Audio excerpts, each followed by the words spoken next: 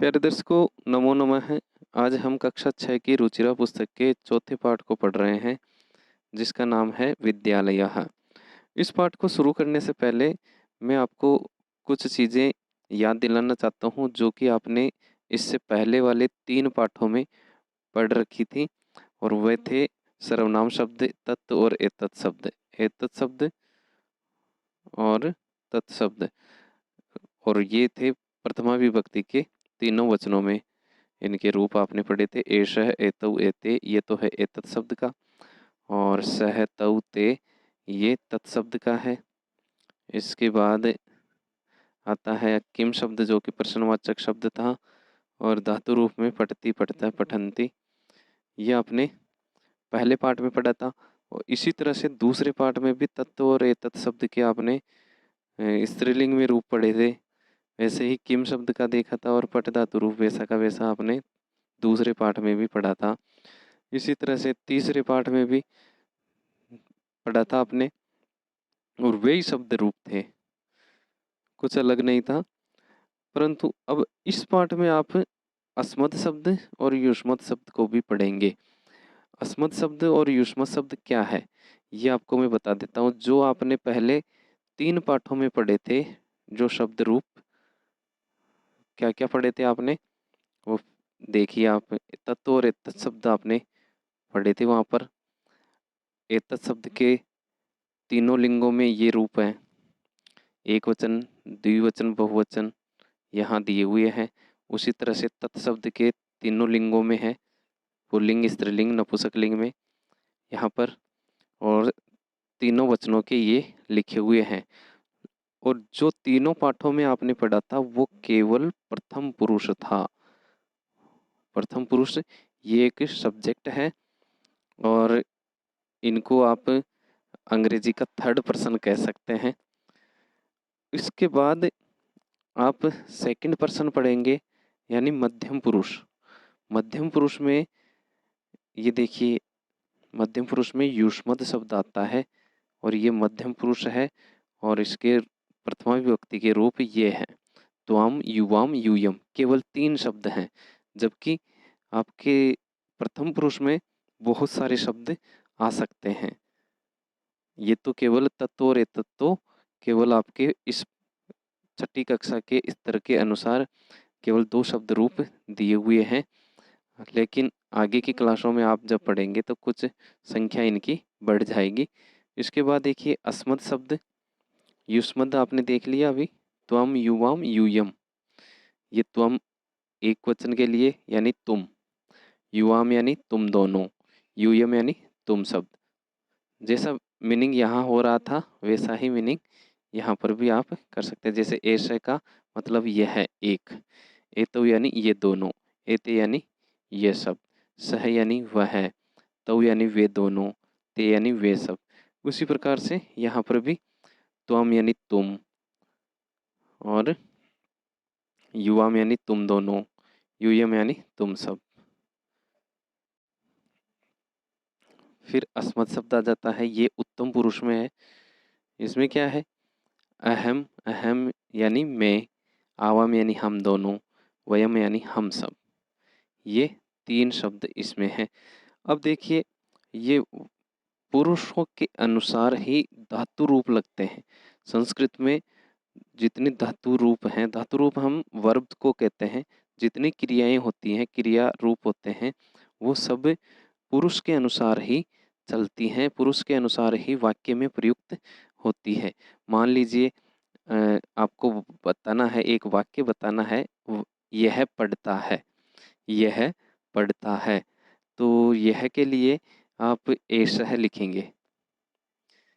एषः शब्द को ले लेते हैं, फिर और यहाँ से फिर क्या लेंगे आप, तो एषः में जो विभक्ति, जो वचन और पुरुष है, एषः शब्द में जो वचन और पुरुष है, वही वचन और पुरुष आपकी धातु रूप में भी होना चाहिए। तो एषः में प्रथम पुरुष का एक वचन था, तो धातु रूप भी क्या होगा, प्रथम पुरुष का एक वचन ही प्रयुक्त होगा। ऐसे ही मध्यम पुरुष में आपने पढ़ा कि त्वम, युवाम, यूयम होता है। ये त्वम, तो त्वम के साथ में पटसी आएगा, ये ध्यान रखिए। फिर युवाम के साथ में फटता है, यूयम के साथ में पठत है, ये आते हैं। फिर अस्मत् शब्द में उत्तम पुरुष में देखिए, अहम के साथ में पठामी, आवाम के साथ में पठावह, वयम के साथ में पठाम। इस तरह का पाठ में परिचय दिया हुआ है। धातु के साथ में उसके लिए प्रयुक्त जो कर्ता है वो कौन सा कर्ता आपको प्रयोग करना है, ये परिचय इस पाठ में दिया हुआ है। जैसा कि यहाँ देखिए एष है दिया हुआ है, देखो आप पहले देख लीजिए, एष है पहले वाक्य में, इधर फिर देखो एषा स्त्रीलिंग में आ गया, फिर एतत् ये नपुंसकलिंग में आ गया। इसके बाद देखिए तव आ गया, मम, ये फिर देखिए यूयम आया है, वयम आया है, ये तत् और ये अस्मद और युष्मद शब्दों के ही आए हुए हैं।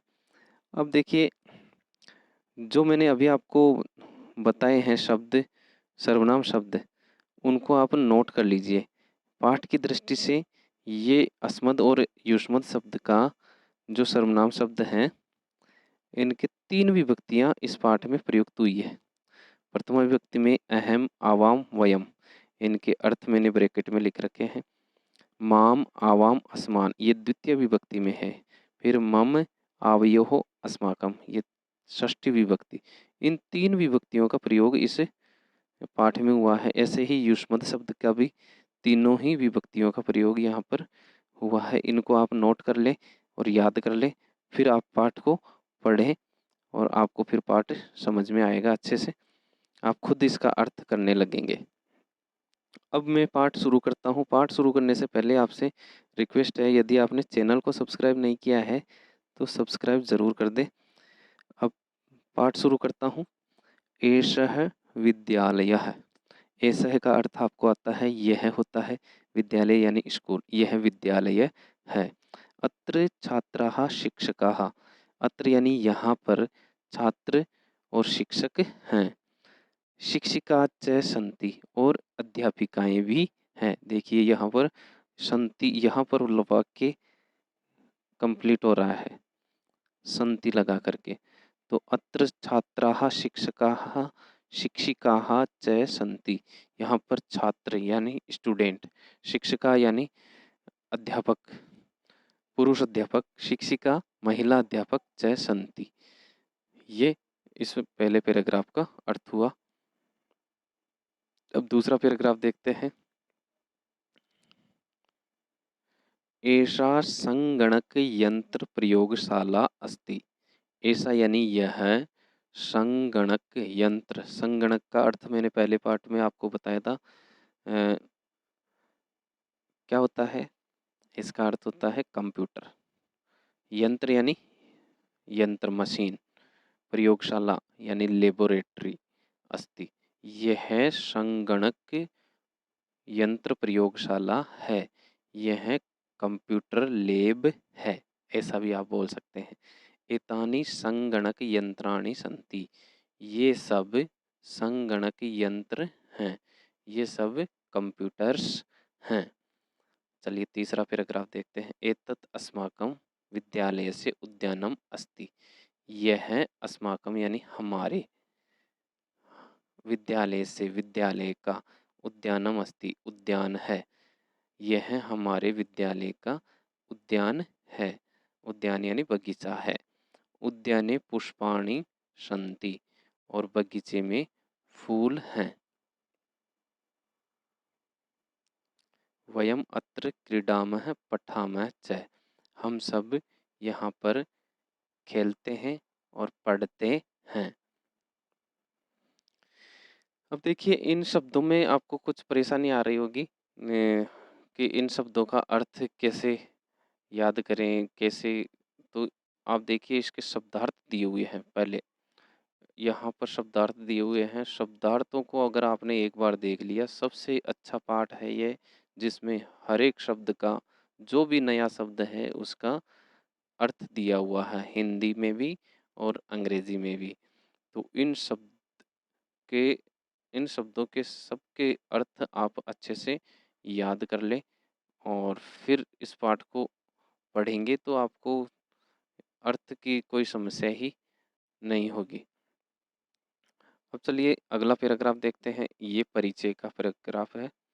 परिचय करवाते हैं। देखिए पहला है, ऋचा कहती है, तब नाम किम, तुम्हारा क्या नाम है। तब यानी तुम्हारा, नाम यानी नाम, किम यानी क्या। प्रणव कहता है, मम, मम यानी मेरा, नाम प्रणव है, मेरा नाम प्रणव है। तब नाम किम, तुम्हारा क्या नाम है। ऋचा कहती है, मम नाम ऋचा, त्वम कुत्र पठसि, तुम कहाँ पढ़ते हो। प्रणव कहता है, अहम अत्रैव पठामि, मैं यहीं पर पढ़ता हूँ। ऋचा कहती है, अहम अपि अत्र एव पठामि, मैं भी, अपि यानी भी, अपि का अर्थ होता है भी, अत्रैव और एव का अर्थ होता है ही, तो मैं भी यहीं पर पढ़ती हूँ। इदानीम आवाम मित्रे स्वः, इस समय, इदानीम यानी इस समय, आवाम यानी हम दोनों, मित्रे स्वः मित्र हैं। अब हम, आज से हम मित्र हुए, दोस्त हुए।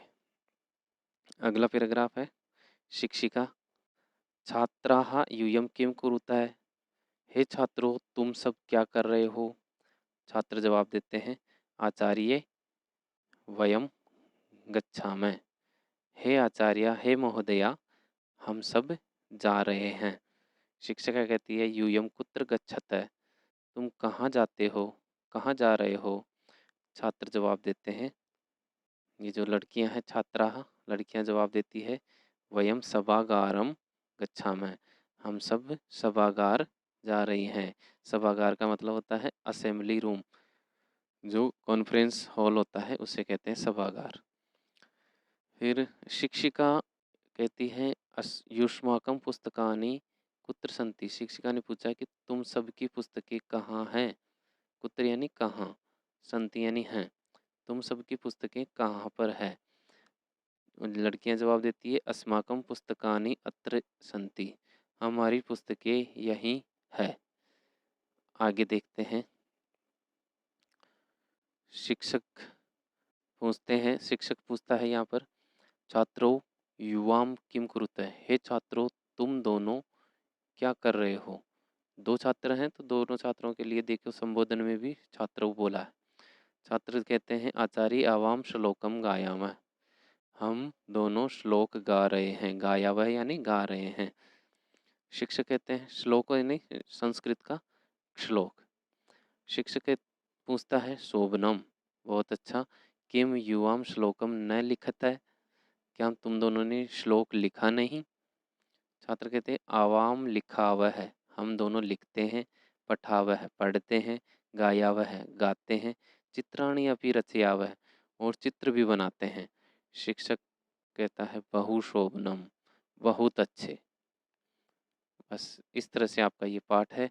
शब्दार्थ आप नोट कर लेंगे। बहुत अच्छे शब्दार्थ इस पाठ के, सब सारे शब्दों के अर्थ इसमें लिए गए हैं, शब्दार्थों को कवर किया गया है, तो आप इनको अच्छे से देख लें। इसके बाद पाठ के प्रश्नोत्तर आते हैं।